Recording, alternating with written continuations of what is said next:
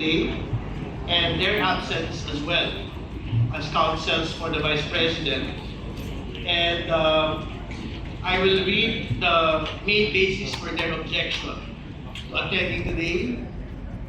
Under these circumstances and considering the public statements made by the chairperson, it appears that the committee intends to conduct a trial. I think, Madam Chair, the House Committee on Justice should confront this accusation squarely today. This particular position of the councils and of the Vice President herself is basically a legal word salad. Ibig sabihin po, wala po itong batayan sa katotohanan. Ito po ay legal na pagpapalusot para lusutan na naman pong muli ang pagpapanagot sa mga impeachable offenses laban sa ating pong pangalawang Pangulo. Yung pong paggamit ng mini-trial ng ilan po sa mga kinatawan ng komite pong ito ay para lamang po sa pagpapaliwanag sa ating pong mga kababayan nung pong pagtakbo ng proseso po na impeachment. Particular, ito pong hearing proper. At more particularly, to make a distinction from the actual trial which will happen at the Senate. So, tingin ko yun lang po yung malinaw po na distinction dito po sa bagay po na ito. And Madam Chair, there is nothing in the rules and the proceedings that we have today which can in fact be considered as unconstitutional. I will read for the record the rules yet again and the constitutional provision. The constitutional provision in Article 9, Accountability of Public Officers, Section 3, 2. A verified complaint for impeachment may be filed by any member of the House of Representatives or by a citizen upon a resolution of endorsement by any member thereof. It shall be included in the order of business within 10 session days and referred to the proper committee within 3 session days thereafter.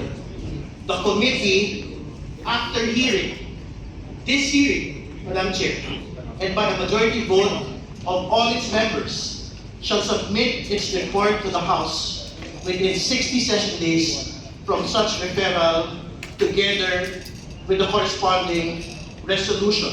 That is the constitutional provision, Madam Chair. The rules of impeachment of the 20th Congress, Section 7, submission of evidence and memoranda.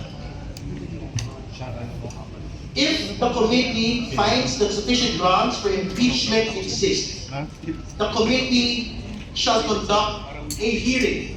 This hearing, Madam Chair, the committee to the chairperson will limit the period of examination and cross-examination by members of the committee.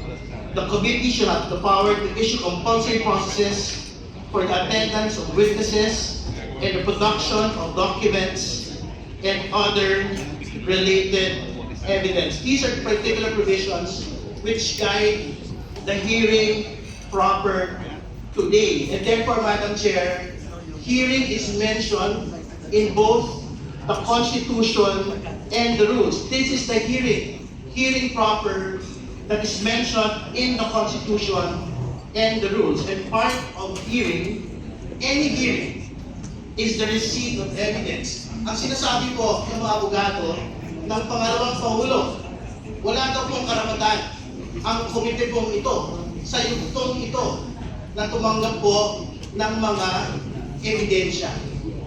Pero alam po natin na sa mga pagdinig, bahagi po ng mga pagdinig ang pagkuha po ng mga ebidensya. Make no mistake, Madam Chair, the committee will fulfill its constitutional mandate to conduct hearings in the context of impeachment.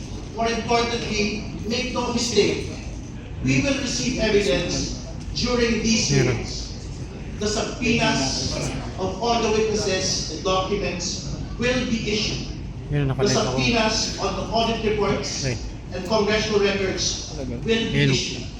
The subpoenas on the SALNEX on the bank records, Yan sa lamesa. on the tax documents, on the businesses, corporate records of the Duterte Carpio couple and their business interests placed in the silence of 2024 will be issued. We will Smart, fulfill malakas. this mandate today, Madam Chair, until the very end of these proceedings. Salamat po. Just for the record, the use of mini trial by some members of the Justice Committee is intended only to make a distinction between the proceeding before the Justice Committee and the trial which will happen in the Senate. Let us always be reminded that our parameter in our hearing proper is the determination of probable cause only, which means the justification to be able to proceed to trial. Again, we are not yet determining the guilt. We are not holding trial. This is just a clarificatory hearing for the purpose of determining probable cause, which will allow us to proceed to trial in the Senate. Madam Chair. That is for the record. The Madam Chair. Honorable Go. Madam Chair. Madam Chair, a comment.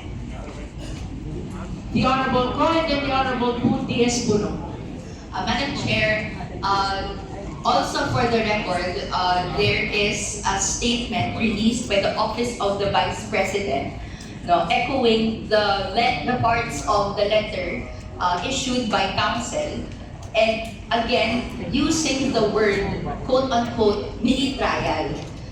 Madam Chair, on the record, I'd like to contest and express my grievance on the use of the word mini trial.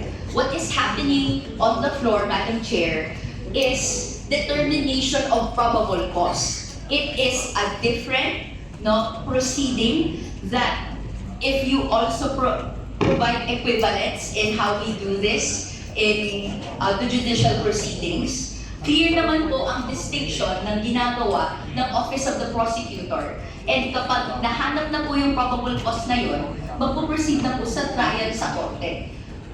For me, Madam Chair, it is irresponsible to muddy legal concepts so as to create a reason para po hindi mag-appear and even defeat the capabilities of this committee to talk about evidence, pleadings that is provided and may avenue naman na pinapadaloy under our House rules. So, Madam Chair, just like to put on the record, yung grievance on the use of the word mini trial. Thank you, Madam Chair. Thank you, the Honorable P.S. Puno.